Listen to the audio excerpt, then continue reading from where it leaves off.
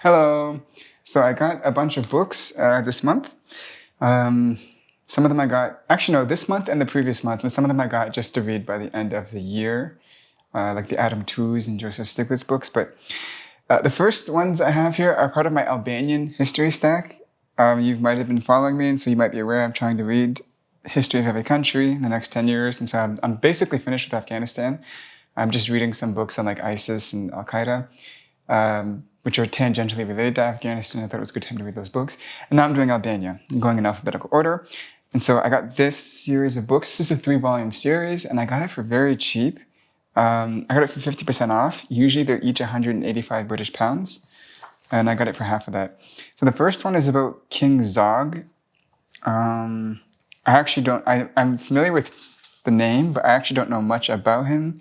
So from 1925 to 1939, I guess that's the era of Albania where King Zog is the most prevalent. So this is the first volume, I think. Yeah, volume 1. Here's volume 2. That book is also a couple hundred pages. I think it's like 600. Volume 2, Albania in Occupation and War, from Fascism to Communism. So this is 1940 to 1945. See the TOC. This is from, so 1940, 1945. This is, again, 421 pages, so it's pretty big. Pretty hyper-focused also in the years. That's actually very weird. I've never really ran into a history book that focuses so much in such a small amount of years, like so much page per year. That's kind of interesting. This might be the first time I read a book that's like that, which makes me feel like these are properly scholarly books. And then the next one, volume 3, Albania as Dictatorship and Democracy, from Isolation to the Kosovo War, so 1946 to 1968. Let's see the TOC. See what it looks like. Did I pass it? I must have passed it. Yeah, I did. So this one has a lot more years in it. So that's more what I'm used to in history books. And 617 pages. So we're looking at like almost 1,900 pages of reading just for Albania. Super stoked about this, actually. It should probably take me let's say each book takes me a week if I'm reading consistently. So it should take me almost a month to read those books. Arthur Schopenhauer, The Two Fundamental Problems of Ethics. So I like Schopenhauer's writing style, and I've read Schopenhauer's Will and Representation before I entered university. I also read Brian Mage's book, The Guide to Schopenhauer, but I never read this book, and people like this book, so I wanted to finally read it. I think it would also just make for interesting discussions for YouTube videos. So The Freedom of the Will. I think this is actually all one essay. In general, I don't know if it's properly the will before self-consciousness.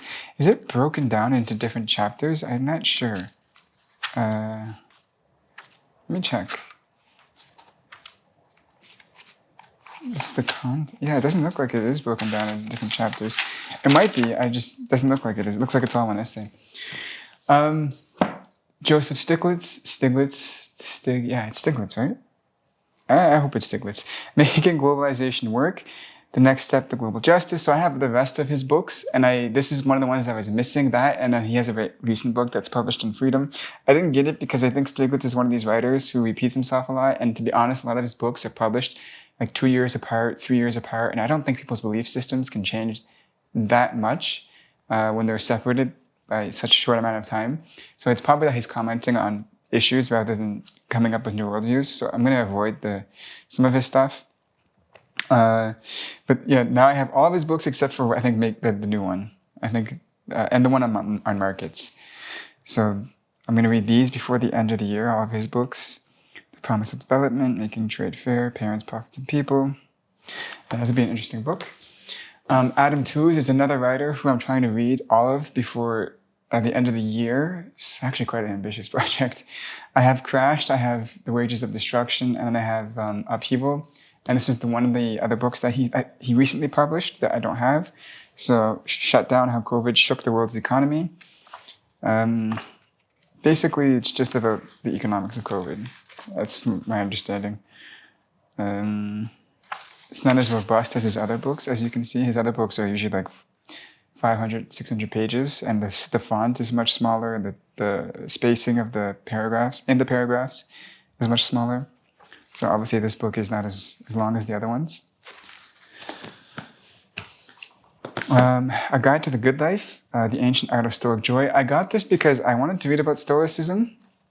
And this book was smaller than I was expected, but this book reads like what I would wish Ryan Holiday was. And it's like an academic approach to Stoicism. And it's a lot more thoroughly developed because you can see all the text here. Whereas like people like Ryan Holiday, it's bare bones. There's like very little substance and reflection on the topic. The essays are really short. The books are really short. And that's not what I like from books. I prefer like really, really long meditations or like reflections on topics. So I got this. A Matter of Death and Life. So I'm going to get all of Yalom, but this is Irvin Yalom and Marilyn Yalom. I think this is his wife. No, this is his wife.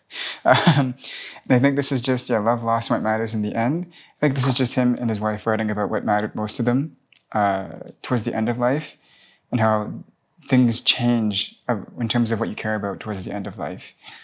And that's an interesting topic. So I also am going to collect all of Yalom. I love Yalom. He's such a good writer. So Mud Sweeter Than Water, Mud Sweeter Than Honey.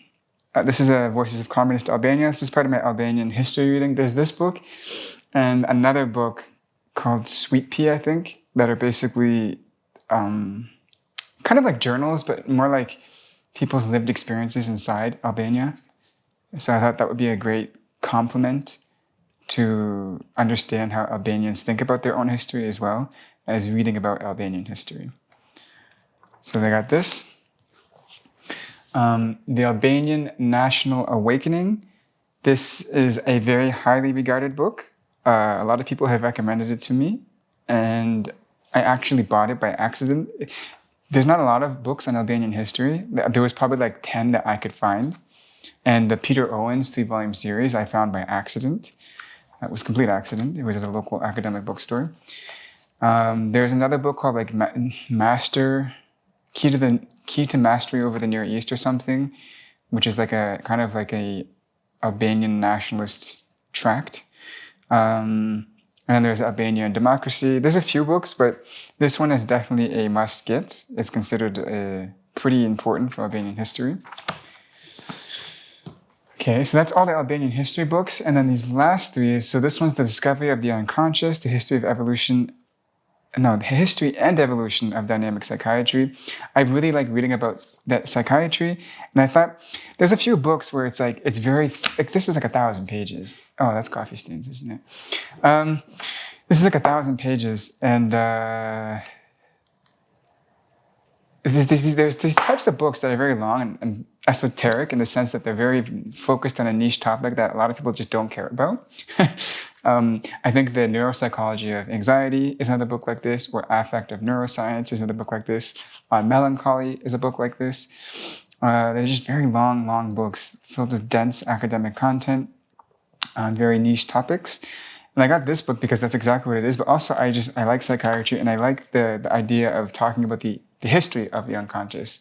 He actually makes some interesting points in here that, like, for example, the notion of the unconscious goes back way before Freud, way before the 18th century. Even like we were talking, like you could see concepts of the unconscious going as early as the Egyptians, he argues.